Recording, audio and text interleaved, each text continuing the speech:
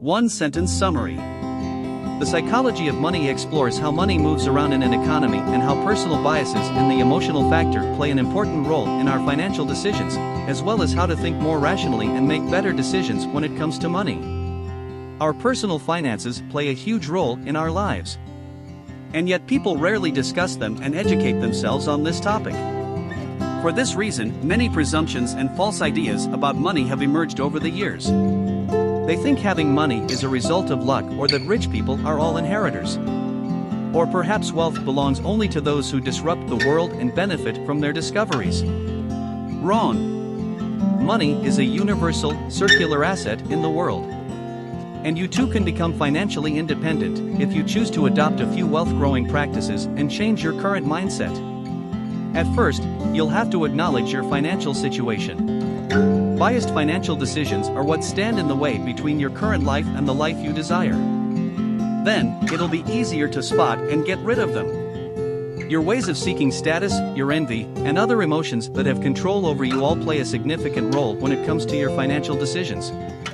Of course, there are other things to explore when it comes to making better choices with your money. The psychology of money outlines what it is that you can do starting today to improve your financial status. Here are my 3 favorite lessons from the book. Being greedy can turn out to be the biggest financial mistake you'll ever make. Envy has no place in the money market, as it can blur your thinking. Our early experiences with money determine our financial decisions later on. Now, let's discuss these lessons in detail and see how we can benefit from them. If you want to save this summary for later, download the free PDF and read it whenever you want. Download PDF. Lesson 1. When it comes to managing your money, it's better to leave greed out of it. Are you a greedy person? Of course not. Or at least, that's what you tell yourself. We all like to think highly of ourselves and blame our misfortune on unlucky odds. This is the case of Jesse Livermore, a stock market trader born in 1877. Prior to the notorious market crash that occurred in 1929, he took a short position. This means that he made a bet that the stock market will fall. As it turns out, this was the best decision he'd ever make in his career, as he gained $3 billion out of it. Normally, this amount would have been enough to set him up for life. Well, not quite. This winning trade made Livermore feel invincible, so it wasn't long until he lost everything he's earned by placing all the wrong trades. This sudden downfall pushed him to the edge, urging him to end his life one night. The problem was that his success made him want even a bigger slice of the cake, although he already had more than the average person could wish for. The lesson here is, don't be greedy, and learn to be humble.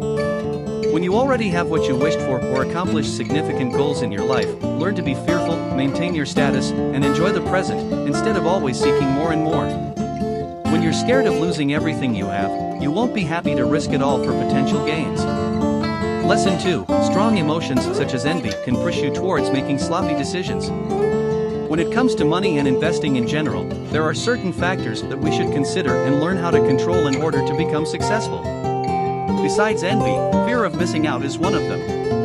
When you evaluate your investments and choose to place certain trades, you have to stick with them through good and bad. The most valuable part of this book is that it explicitly links personal finance with psychology. Saving, investment strategies, decision-making, these have all been known as key parts of personal finance, but the psychological side is rarely explored, and that's what this book is about. Reading this plus another book on the operational side of personal finance, I Will Teach You to Be Rich, for example, will put you ahead of 99% of the population on managing your money. Therefore, the emotional factor is one of the most important things you can work on if you want to become financially independent. Always remember that your journey will be different from any other person you know or heard of, so there's no need to compare yourself to them or be jealous of anyone's greater assets. Just take the example of Rajat Gupta, the former CEO of McKinsey.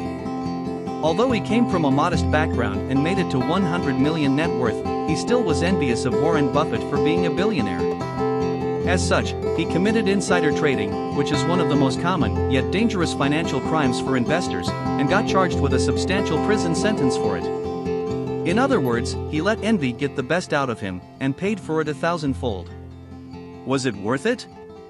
Definitely not. However, his misfortune serves as a valuable lesson for anyone looking to make better financial decisions.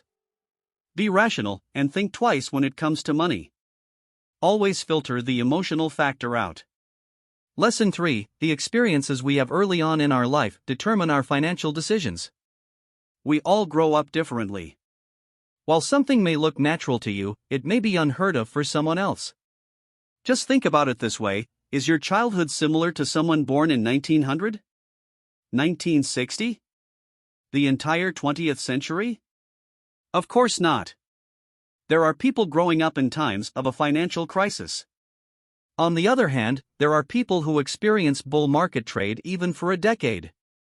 As such, the two types would have very different opinions about what a good investment strategy consists of, whether a portfolio should be stock-based or bond-based, or how much risk is worth taking.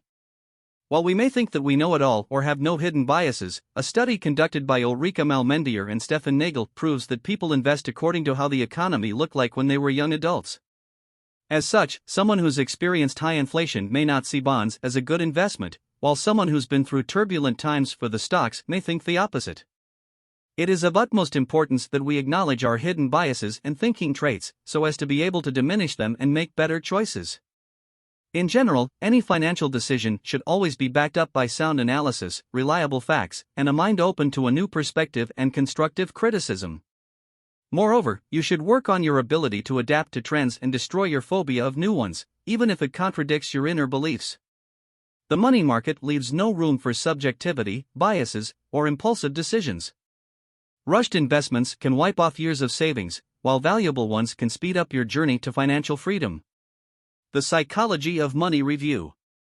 If you feel like you've made all the wrong financial decisions, or that wealth is just not one of the things you'll ever be able to achieve, The Psychology of Money is the book for you. Reading it will open your mind towards new perspectives and have you conduct an introspection to realize how biased you were all along. While this book may not comfort you, it will surely give you a series of areas that you can improve to see instant changes in your financial life. Who would I recommend The Psychology of Money summary to? The 28-year-old person who feels like they're behind with their finances and want to get out of that situation, the 40-year-old life coach who wants to deepen their knowledge to better help their clients, or the 22-year-old economics student who wants to expand on their study materials.